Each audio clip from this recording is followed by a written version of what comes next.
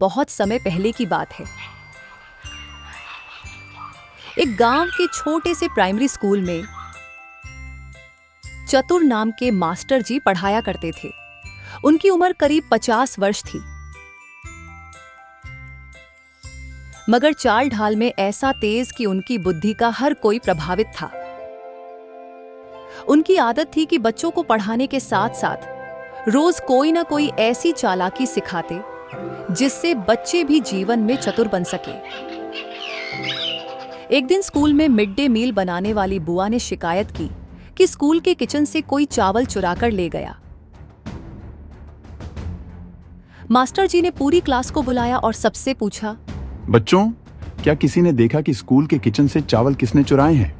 लेकिन किसी को भी मालूम नहीं था कि चोरी किसने की है।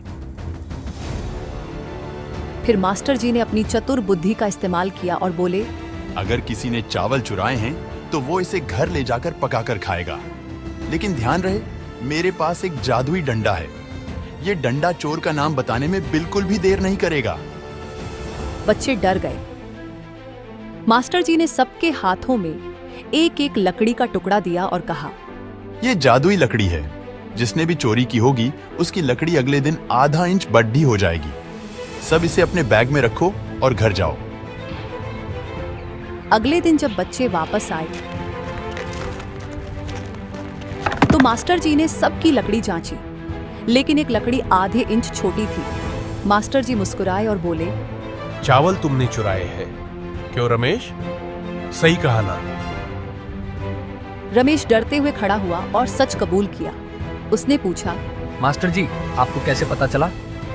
मास्टर जी ने समझाया, ये लकड़ी जादुई नहीं थी।